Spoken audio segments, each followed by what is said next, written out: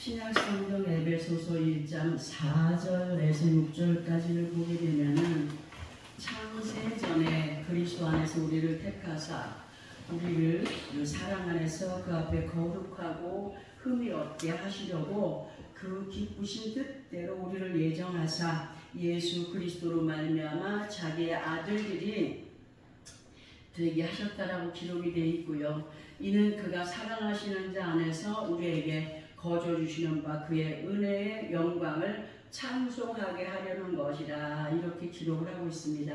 우리가 하나님을 찬양한다는 것 그 자체가 너무나 우리에게는 큰 축복인 것을 알고 하나님 앞에 찬양하는 것을 절대로 부끄러워하지 마세요.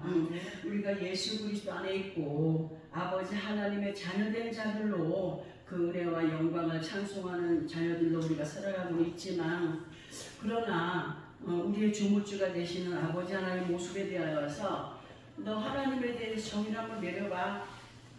그리고 그 형상을 한번 그림으로 그려봐 한다면 우리들 중에서 그분에 대한 어떤 정의의 답과 그리고 그분에 대한 모습을 그려서 이것이 하나님입니다 라고 할 수 있을까? 물론 하나님에 대한 정의에 대해서는 성경을 통하여서 우리가 많이 보았고 들어왔기 때문에 하나님은 이러한 분이십니다라고 말할 수 있겠으나 이것이 하나님의 모습입니다라고는 보여줄 수가 없죠. 근데 하나님께서 뭐라고 말씀하십니까? 우리의 행동을 통하여서 하나님의 모습을 나타내는 것이라고 말씀했습니다. 세상에서의 많은 신들의 모습을 보면은 이런 모양 저런 모양이 있어요. 누가 만들어 세운 거예요? 사람이 만들어 세웠어요. 사람들이 만들어 세우거나 그렇게 그림을 그려갖고 옷에 찬란하게 화찬란하게 만들어 세워서 이것이 자기들의 신이라고 빌고 하지 않습니까? 자기들의 수를 만들어서 그거를 또 숭배해요. 우리가 하나님의 모습에 대한 그림이나 형상의 모습이 없고 다만 성경 안에서 보여주시는 말씀과 계시의 그 범위 안에서 아버지 하나님에 관한 정의를 보게 되면은 하나님은 영이시다. 하나님은 영이시니 예배하는 자가 신령과 진정으로 예배할지니라고 요한복음 4장 24절에 기록된 말씀이 있습니다. 우리는 그 말씀을 이용해 보게 되면은 하나님은 영이시다 하시는 이 말씀이 정의다. 이분은 영이시다. 이것이 하나님에 대한 정의다 라고 할 수가 있다는 거죠. 그리고 우리 모두는 일하신 아버지 하나님을 믿고 신뢰하는 자들로 아버지 하나님 외에 다른 신이 없음을 확신하는 가운데 디모데전서 6장 14절의 말씀처럼 우리 주 예수 그리스도께서 나타나실 때까지 흠도 없고 책망받을 것도 없이 그 명령을 지키라고 하시는 말씀을 우리는 기억해야 됩니다. 그리고 디모데전서 6장 15절 16절까지 보면은 이런 말씀이 기록되어 있어요. 우리 이 말씀을 함께 합독을 하려고 합니다. 디모데전서 6장 15, 16절입니다. 신약성경 342페이지 정도에 있습니다. 342페이지.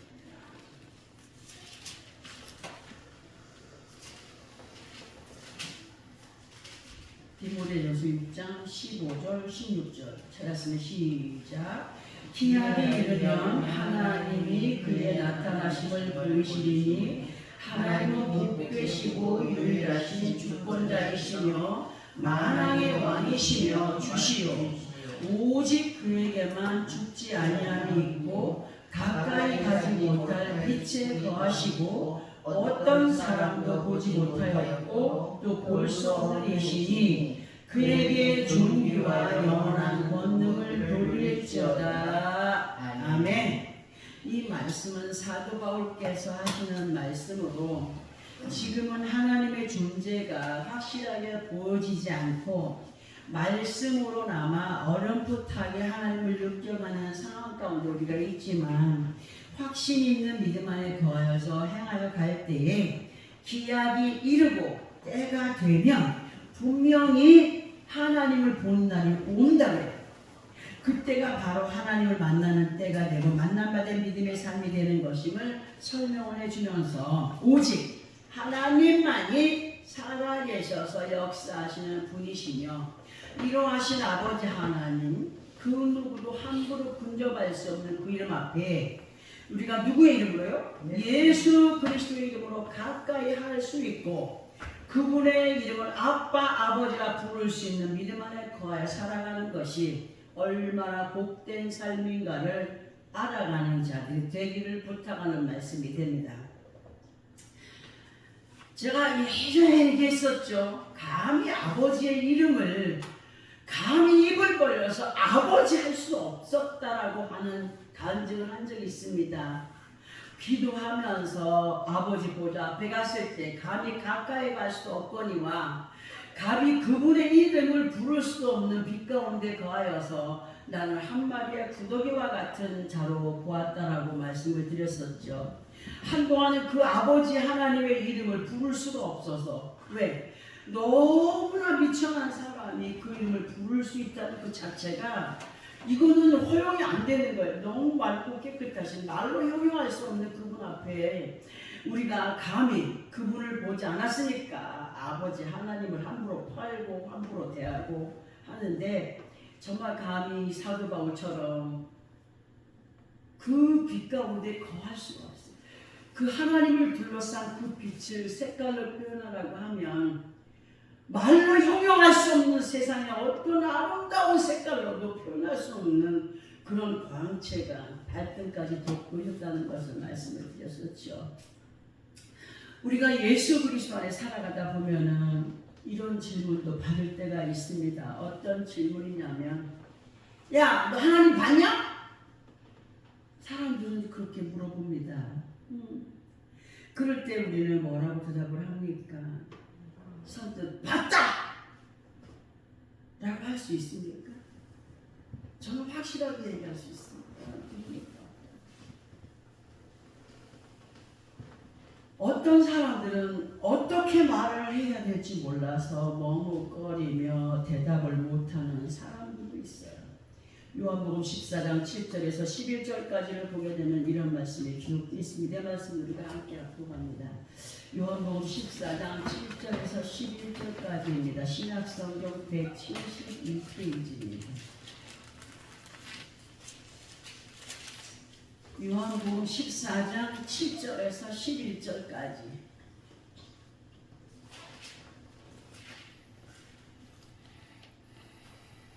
찾았으면 함께 합독합니다. 시작. 너희가 나를 알았더라면 아버지도 알았으리로다. 이제부터는 너희가 그를 알았고 또 보았느니라. 빌립이 이르되 주여 아버지를 우리에게 보여주옵소서. 그리하면 족하겠나이다. 예수께서 이르시되 빌립아 내가 이렇게 오래 너희와 함께 있으되 네가 나를 알지 못하느냐? 나를 본 자는 아버지를 보았거늘 어찌하여 아버지를 보이라 하느냐? 내가 아버지 안에 거하고 아버지는 내 안에 계신 것을 네가 믿지 아니하느냐?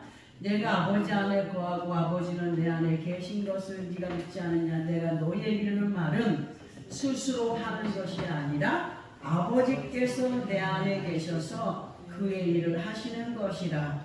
내가 아버지 안에 거하고 아버지께서 내 안에 계심을 믿으라. 그렇지 못하겠거든 행하는 그 일로 말미암아 나를 믿으라. 아멘. 예수 그리스도께서 나 같은 죄인을 위해서 자기 목숨을 아끼지 않고 바쳐주셨습니다. 하나님의 사랑을 우리에게 보여주신 것입니다. 나는 너를 위해서 내 생명도 이렇게 아낌없이 줄 수 있다 하는 사랑이 하나님의 사랑입니다. 누가 나를 위해서 자기 생명을 대신해 줄 수 있는 사람이 누가 있겠습니까? 이 말씀을 요약해서 보게 되면은 예수 그리스도의 말씀을 따라서 믿고 행하는 자들은 이미 아버지 하나님을 만남받은 자들로서의 삶을 살아가는 것이라고 할 수 있다는 사실입니다. 그러나 만약에 예수 그리스도를 믿고 하나님의 자녀된 삶을 살아가고 있지만 여전히 자기의 생각을 따라서 행하여가는 옛구습의 사람은 하나님을 만남받은 사람일까요? 아니라는 거예요. 절대로 하나님을 만나지 못하는 것으로 예수 그리스도의 이름은 소유하고 있지만 예수 그리스도조차도 믿지 못하는 이유가 되기 때문에 우리는 반드시 확실한 믿음 안에 거한 자들로 아버지 하나님 영이 함께 해주시는 성령의 사람들이 되어가야 함을 잊지 마시기 바랍니다. 대화를 나누다 보면은 이런 말을 해서는 안 되겠죠. 저도 남에게 정죄당할 이유들이 분명히 있고 가지고 있을 수가 있어요. 그런 요인들을. 목사님들이라 할지라도 확신 없는 분들이 있습니다. 그저 직임으로 갖고 행하는 분들이 있습니다. 가난해 보지 못하는 목자는 가난한 사람의 심정을 모른다고 수없이 얘기했습니다. 고통받아보지 못한 사람은 그 사람이 아무리 말씀을 전하는 목자라 할지라도 고통받는 사람의 심정을 알지 못합니다. 우리 예수님께서는 우리의 생사고락을 다 겪으십니다. 나를 나보다 더 잘 아십니다. 더욱 깊이 우리가 아버지 하나님을 알아가는 사람들이 되기 위하여서 아버지 하나님의 지혜를 누구의 이름으로? 예수 그리스도의 이름으로 구하는 사람들이 되게 됩니다. 하나님의 지혜는 그냥 오는 것이 아닙니다. 하나님께 구할 때에 하나님이 선물로 주시는 것이 하나님의 지혜입니다. 시편 147편 5절에 보면은 우리 주는 위대하시며 능력이 많으시며 그의 지혜가 무궁하신 분이라고 하셨습니다. 이러하신 아버지 하나님은 하나님의 자녀들이 구하기를 바라십니다. 어떤 문제든지 아버지 앞에 구하여 응답받고 살아가기를 바라시는 분이 하나님이십니다. 세상을 이겨갈 힘을 주시는 분이 아버지 하나님이십니다. 나 같은 죄인을 위하여서 독생자들의 생명까지도 아낌없이 주셨는데 뭔들 못 주시겠습니까? 그러나 믿음이 있는 자들에게 허락하시는 하나님이신 것을 확실하게 알아야 됩니다. 우리는 늘 겸손히 아버지 하나님 앞에 구하되 누구의 이름으로요? 예수 그리스도의 이름으로 구하고 하나님께서 예비하신 아름다운 믿음의 능력을 받아 누리기 위하여서는 그것을 채울 수 있는 믿음의 그릇들이 되어가야 됩니다. 그러면 내내 비록 커야 믿음의 그릇이냐? 아닙니다. 자그마한 종자기도 귀하게 쓰인다는 얘기를 수없이 했습니다. 아주 진액을 받는 그릇은 종재기입니다.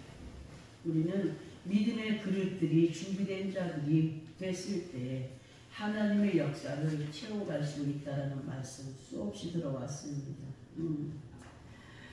정말 우리는 살아계셔 역사하시는 하나님 앞에 믿음을 보이며 전진해 가기 위하여서 믿음의 행위가 분명히 중요하다는 사실. 신약성경 12세 1장 1절에서 2절까지의 말씀을 보면은 옛적의 선지자들을 통하여서 여러 복음과 여러 모양으로 우리 조상들에게 말씀하신 하나님이 이 모든 날 마지막에는 아들을 통하여 우리에게 말씀하셨으니 이 아들을 만유의 상속자로 세우시고 또 그로 말미암아 모든 세계를 지으셨느니라고 하십니다. 하나님의 말씀은 세상에 천지개벽이 일어난다 할지라도 1.1획 변함이 없으심을 우리가 알아야 됩니다. 아멘. 마태복음 5장 18절에서 보게 되면은 진실로 너에게는 천지가 없어지기 전에는 율법의 1.1획도 결코 없어지지 아니하고 다 완다 이루리라 하셨습니다. 믿어야 됩니다. 아멘. 아버지 하나님께서는 하나님의 약속대로 예수 그리스도 안에 있는 믿음의 사람들에게 그 믿음의 정당한 권리가 어떠한 것인가를 보여주시려고 원하시는 분입니다. 이분 외에는 다른 어떤 신이 없으므로 하나님을 모방하여 오는 보혜사 성령, 내가 이런 사람이야, 밖에 철주 왔습니다. 하나님을 모방하여서 오는 것들, 보혜사 성령을 모방하여 오는 것들, 내가 인류를 구원할 자라고 오는 것들, 우리는 예수 그리스도인을 모방하여서 오는 모든 것들을 단호하게 끊어내므로 모든 주의 주 오신 하나님이시다고 시편 136편 3절에 말씀하신 하나님의 자녀들로, 그리고 시편 65편 2절에서는 기도를 들으시는 주로 임하신 하나님 앞에 예수 그리스도의 이름으로 의지를 하고, 시편 68편 19절의 말씀처럼 날마다 우리의 짐을 지시는 하나님께, 로마서 1장 25절 끝부분의 말씀처럼 찬양함으로 영광이 되는 삶을 살아드릴 때 더 가까이 믿는 자들에게 임하여 주시는 아버지 하나님을 기쁘시게 하여가는 우리의 모두의 삶이 되어지기를 예수 그리스도로 소원합니다. 아멘. 이러한 믿음의 소유자들에게 하나님께서 이사야 44장 1절부터 4절까지를 통하여서 이런 말씀을 해주십니다. 우리 함께 합독해 볼까요? 구약성경 1020 페이지입니다. 안 들어오신대요? 안 하는데. 소리가 나왔다. 사소리는 여기 김여사. 산. 근데 사람은 없어. 누가 죽었다 나오냐? 소리가 나왔다. 다소리야. 아니야. 아니에요. 구약성경 1020 페이지, 1020 페이지. 이사야 44장 1절부터 4절까지.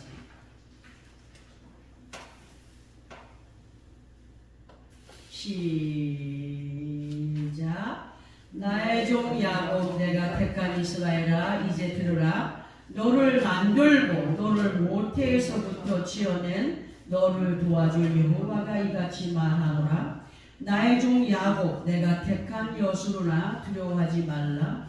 나는 목마른 자에게 물을 주며 마른 땅에 시내가 흐르게 하며 나의 영을 네 자손에게 나의 복을 네 후손에게 부어주리니 그들이 풀 가운데에서 솟아나기를 시냇가의 버들같이 할 것이라. 아멘.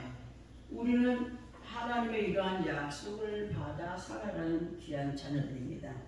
우리는 이 말씀에 대한 설명이 앞서서 이 말씀에 언급이 된 이름들, 곧 야곱과 이스라엘 그리고 여수론에 대하여서 먼저 알아본 후에 설명을 들어보도록 하겠습니다. 먼저 야곱의 이름의 뜻은 뒤에 있다.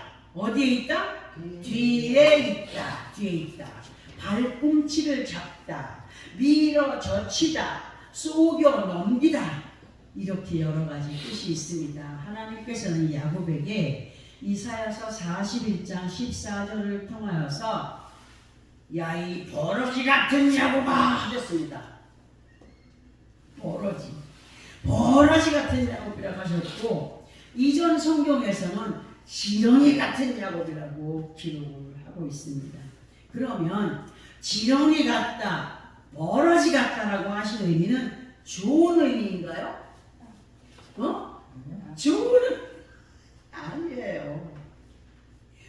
보잘것없고 하찮고 아주 그냥 징그럽고 그냥 지맘대로 가는 것들이 벌어지고 지렁이 아니겠습니까?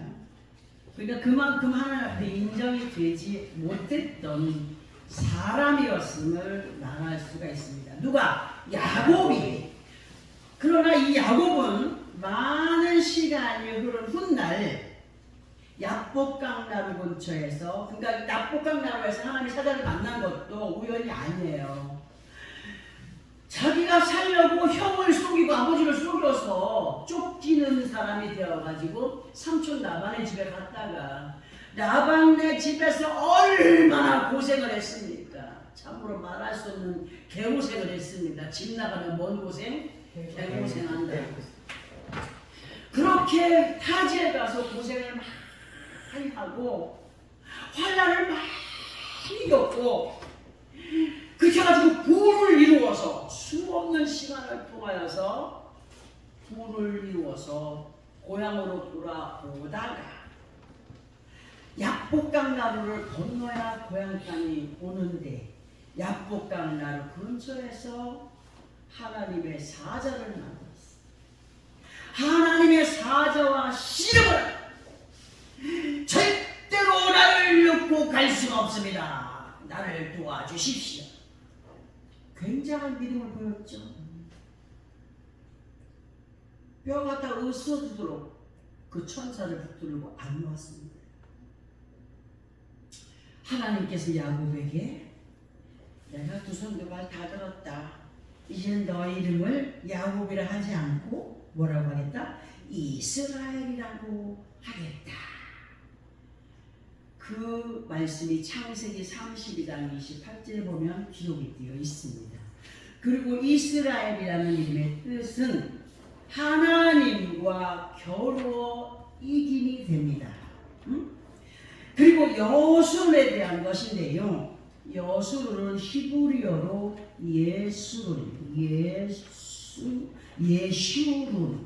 예슈룬이며 이 뜻은 온전하고 의로운 자 또는 올바른 자 또는 고든 사람 그리고 고교한 자라는 뜻을 가지고 있습니다.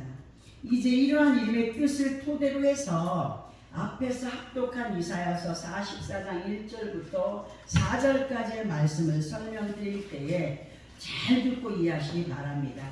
우리 모두는 예수 그리스도를 만나기 전에는 버러지 같은 지렁이 같은 자기께에 빠져서 그저 살아가던 그런 인생들이었습니다.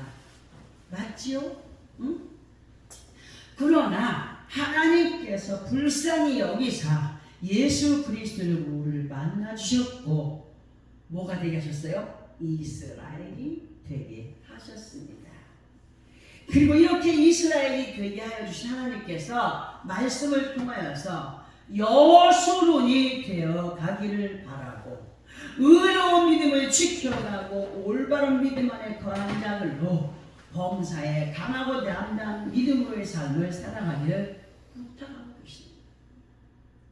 한 번에 그냥 단번에 의로운 사람이 됩니까? 고결한 사람이 됩니까? 하나님 인정하시는 사람이 됩니까? 아닙니다.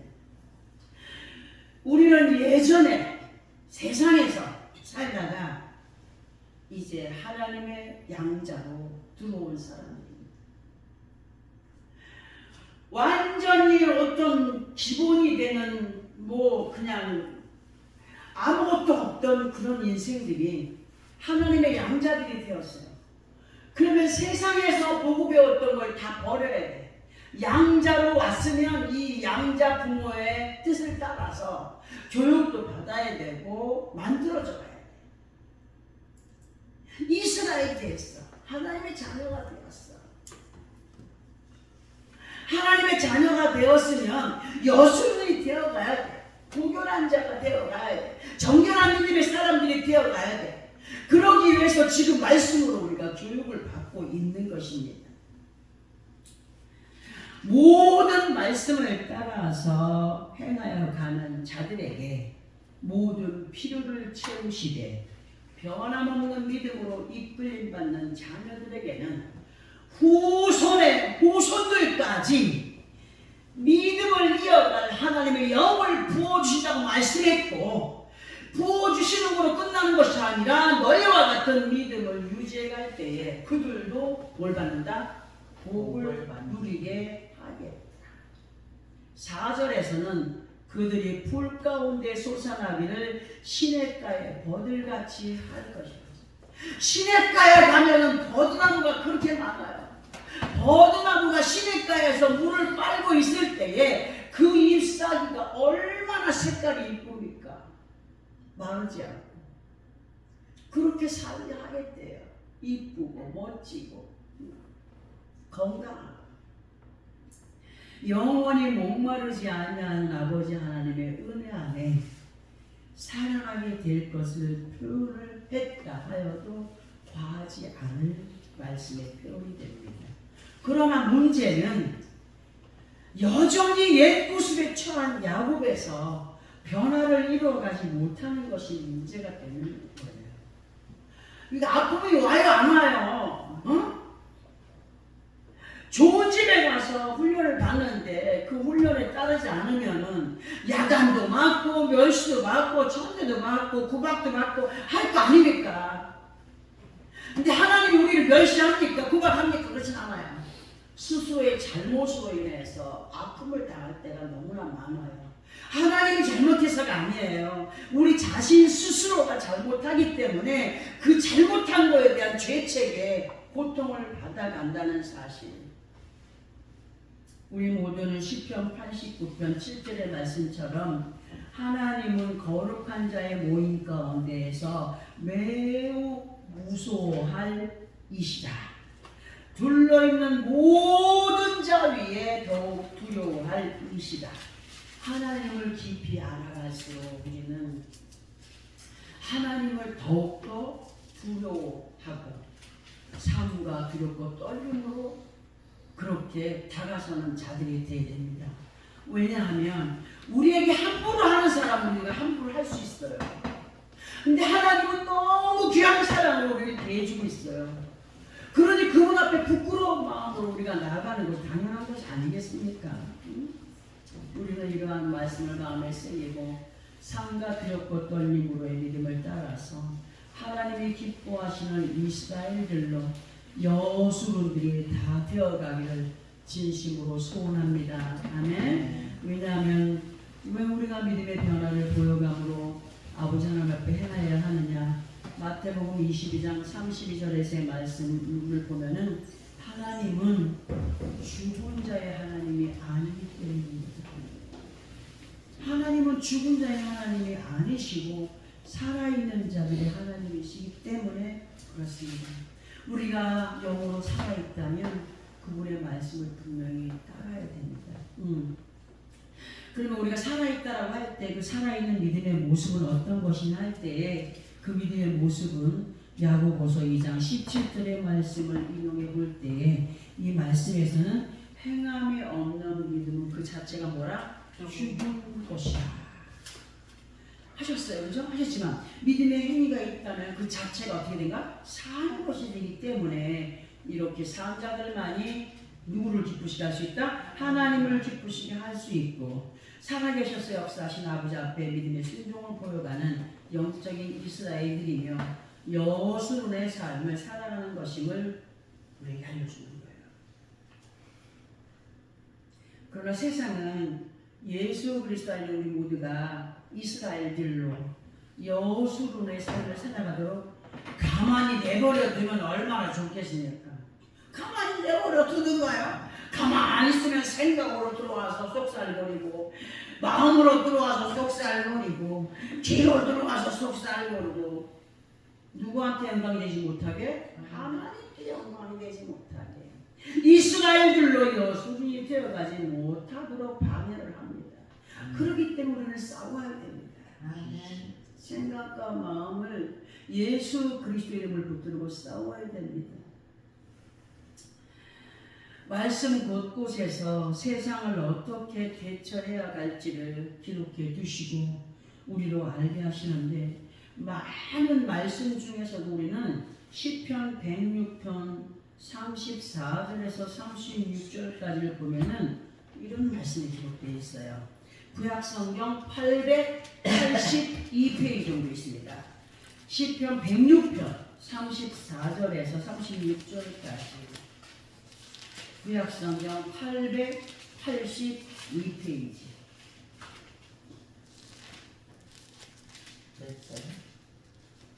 106편 34절에서 36절까지 함께 합독합니다. 시작. 그들은 여호와께서 멸하라고 말씀하신 그 이방 민족들을 멸하지 아니하고 그 이방 나라들과 섞여서 그들의 행위를 배우며 그들의 우상들을 섬김으로 그것들이 그들에게 원수가 되었도다. 이 말씀이 얼마나 무서운 말입니까? 세상은 자꾸 우리를 이렇게 만들어 갑니다.